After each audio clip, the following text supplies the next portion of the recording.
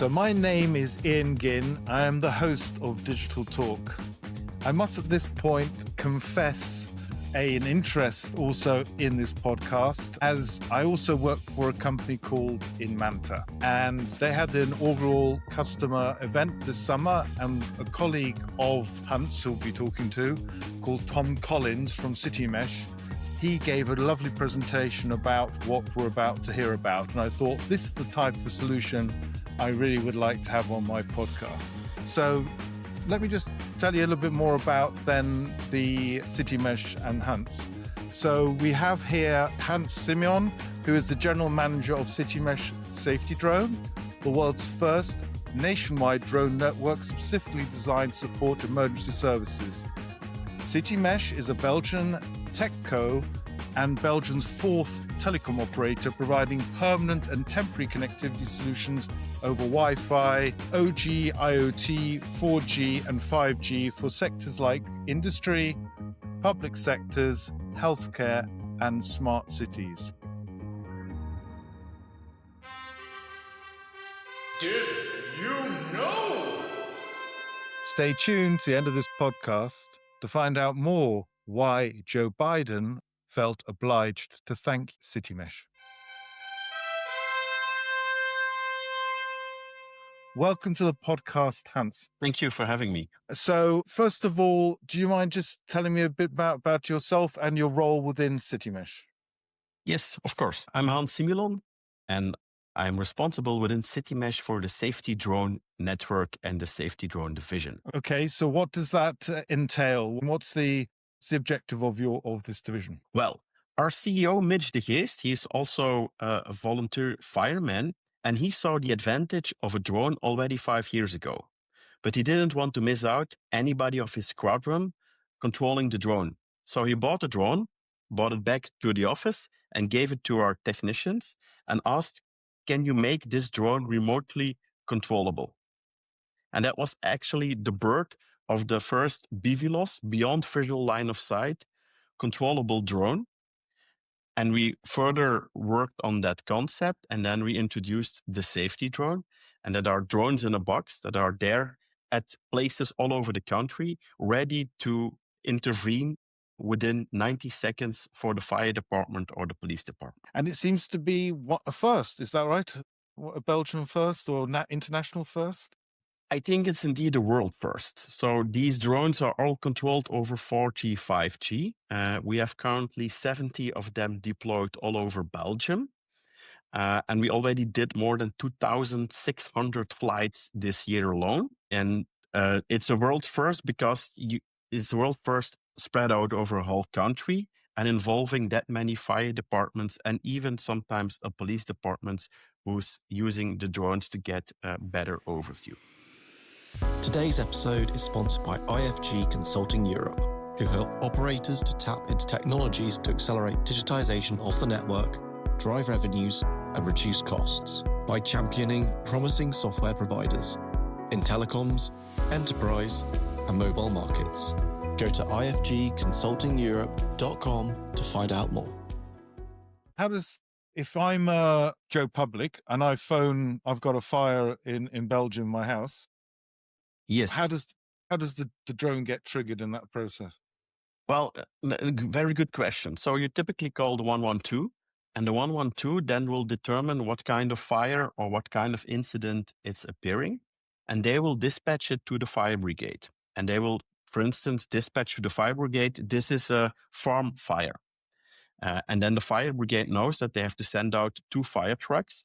At the moment that the fire department receive the coordinates, these coordinates are also uploaded in the drone. Within 90 seconds, the drone takes off.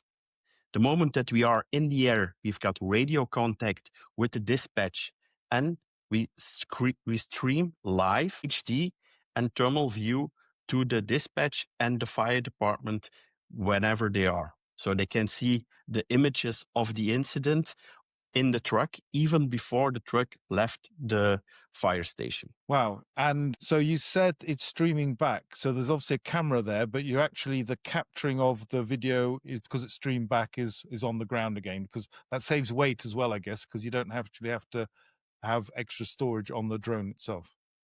Yeah, indeed, they're correct. So it's a drone that's controlled over 4G, 5G. It's got two modem inside. Actually, it's a Nokia drone. We all know it from the telco. So one of the first drones that has two modems built in. So two modems are active at the same time, providing the C2 link, so control and command link, but also the streaming of the HD and the terminal camera to whatever device that you want. So we receive it at a video server, and then we send it back to the dispatch, or for instance, to the tablet or phone of the fireman on the way. And coming back to your comment about two networks, which I think is quite interesting, that means that you're flying on Citymesh's network and someone else's, or could it also be two other networks? I mean, how do you decide which network to use at what time? A very good question. So actually, when we install the drone in a box, because these drones are in a box stationed so that they are charged at all time and the battery conditions are optimal.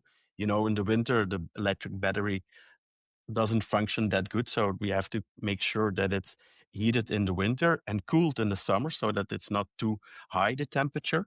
So these drones in a box, before we install them, we're going to do a site survey. We're going to see what's in the neighborhood, not too high buildings, for instance, but also we do a test with two different SIM cards. And then we determine what are the two best networks at this place. And these two networks, so the best networks at that place, are installed into the drone. It's also possible that we combine, by doing this, a private network and a public network. If, for instance, at the scene there is a private network available that we can use, we will always use the private network and then the best public network available, making sure that we have top connectivity all the way. Fantastic. And what about you were mentioning about it's up within 90 seconds of that call, which is pretty impressive. So all these drones then being run from one central control room, did you say, or is it a distributed network from a control perspective?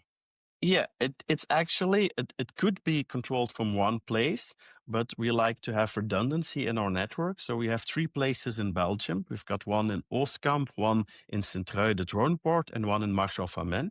And by that, we have 3 places from where all the drones can be controlled. By distributing the remote operation centers all over the country, you can also work with local pilots.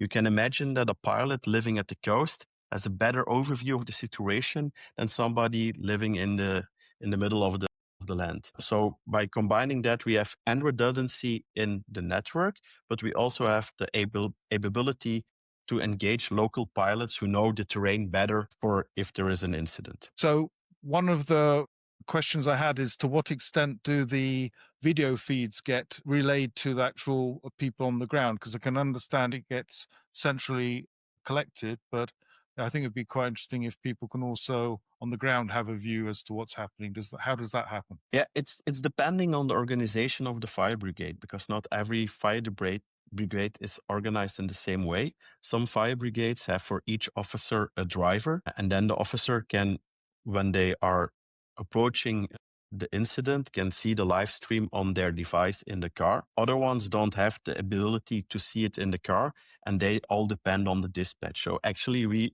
centralize the streams and then we dispatch them to the different screens, and these screens can be then used by the firemen whenever they are able to see the stream, but also, of course, when they have the connectivity, because not everywhere in Belgium on the ground there is every good enough 4G or 5G connectivity to see these streams, because it's, first of all, you have to gather the information, of course, but then to see the live streams, you also need a good connectivity, and that's not always the case. So that's why we do the dual way, the dispatch and the people on the ground who can see the live images.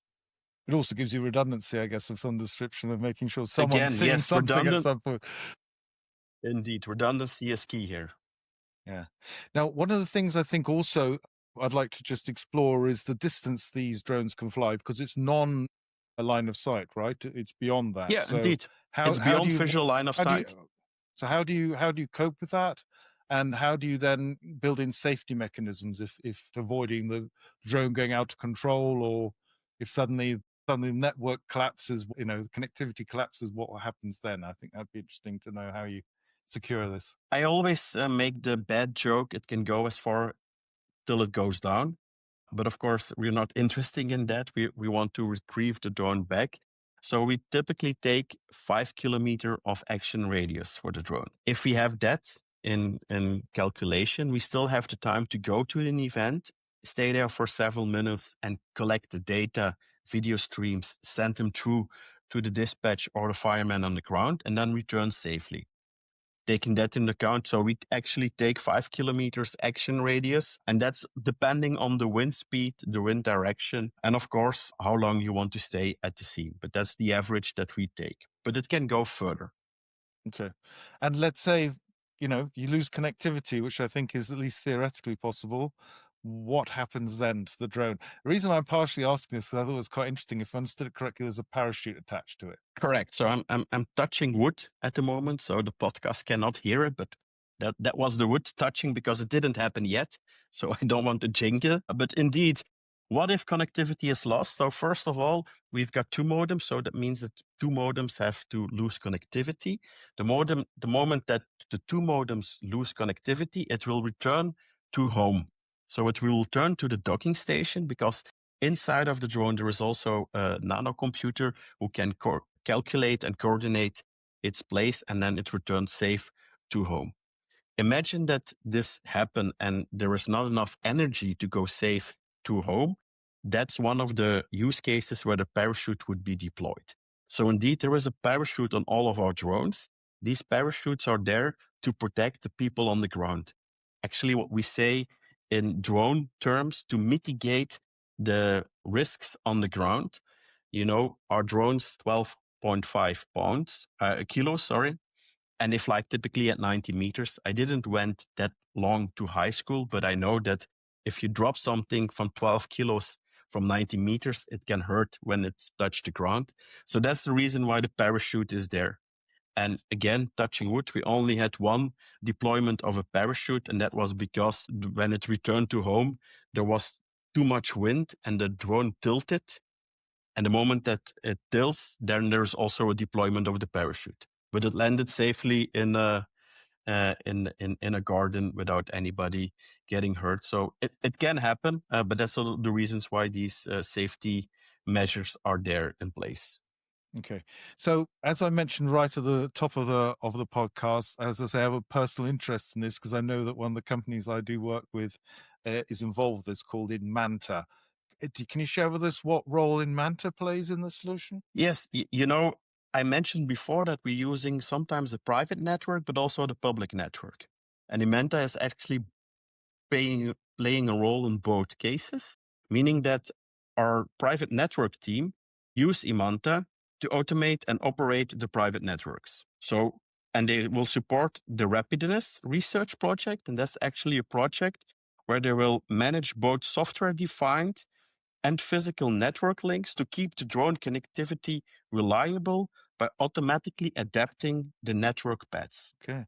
Wow, that sounds pretty cool. It's above my... I know I've got some clever people at Inmanta, but it sounds like together your team and our team are doing some clever stuff there. And it's a worthy service, really, isn't it? Do you enjoy being part of this team? What's your view of that? I mean, I imagine like before this project existed, you were doing something else, but did you realize how good this service could be and how important it could be for society? No, I didn't. To be honest, I didn't. And just a little anecdote. So, at the moment we fly from 8 in the morning till 8 in the evening. And it has to do because we're still subsidized for a part. So we don't have all the means to provide 24/7 services yet. Something that we aim for the future. And one of the feedbacks that we get from a zone commandant who just started using our services. So he's using the service now for 2 months. And he says, I have only one problem. And the problem is that after 8 o'clock, I'm going blind to an intervention because he couldn't use our services. And he says, yeah, that's a problem. If I don't use your services, we're going blind to an intervention. That's really, then you think, okay, we're really making an impact here. And actually it's in 2 directions that we see it.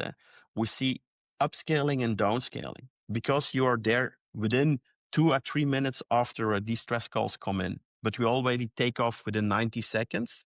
Sometimes when we take off in the air, we already see at the color of the smoke that the incident is way worse than what was called.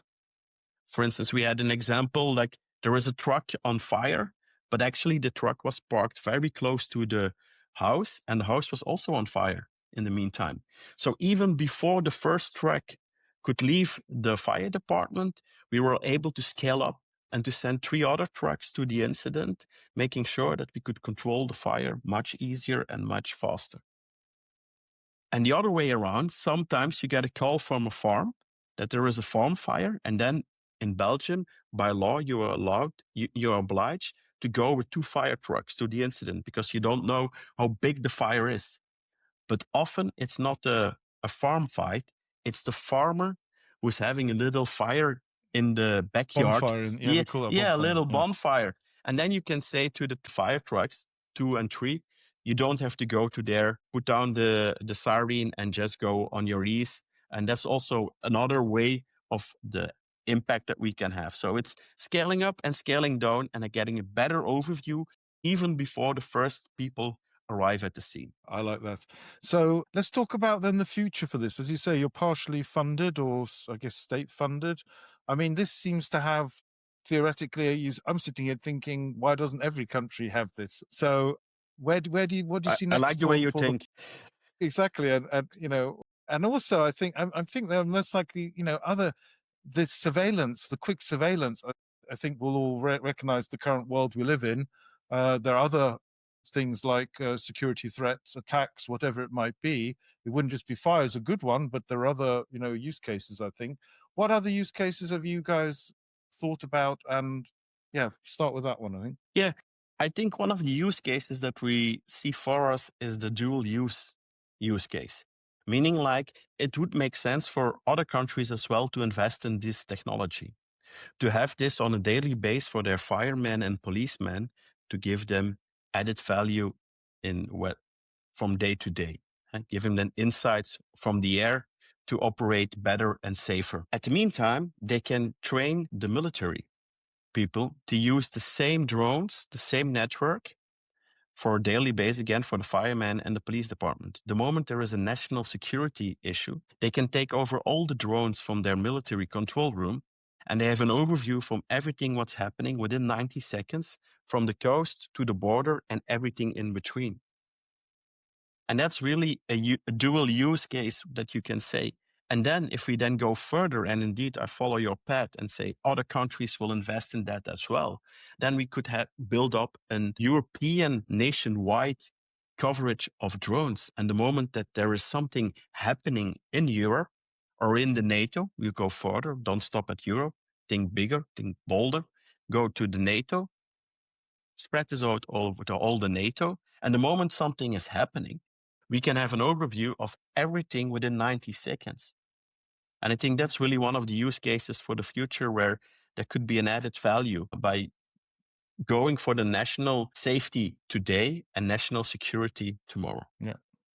Fantastic. Well, that's worthy. So let's hope that listeners to this podcast are people who've got a bit of spare cash. And I also, from that perspective, as I said, I definitely think it seems to have proven itself. And I think that's the feedback you're getting from, as you say, from the field as such. And as I say, you sort of wonder why people haven't necessarily thought of this before. But I guess I do notice from my podcast, we've also had other drone use cases, and drones are definitely part of our world today, bigger ways. Fantastic.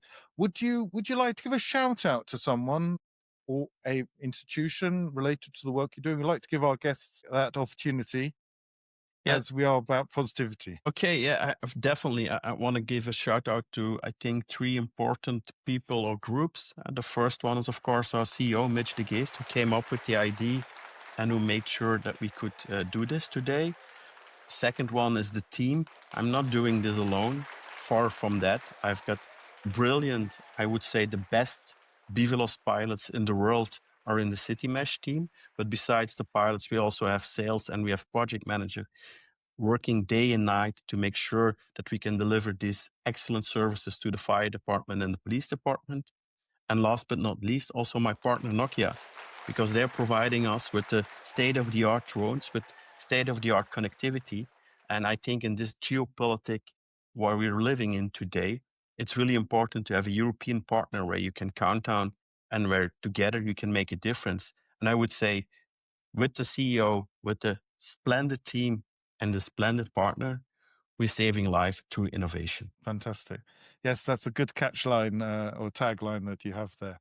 Well, it's been a real pleasure to have you on the podcast, Hans, and learn more about Citymesh and the difference you're making in protecting lives, property, and the environment through innovation, which is a similar line to what you have. Thank you very much. Thank you. Did you know? It was during the Deep Horizon oil rig breakdown in the Gulf of Mexico that the network provided by Citymesh was used by both rescue boats and cameras for monitoring this disaster. And it was Joe Biden who personally thanked the crew and the Citymesh guys for the excellent work in supporting America during this crisis. If you've enjoyed today's episode, don't forget to rate us and subscribe, and feel free to follow us on LinkedIn. And if you have comments or ideas for future episodes, please send us an email. Thanks for being part of the Digital Talk community and for listening. Stay tuned.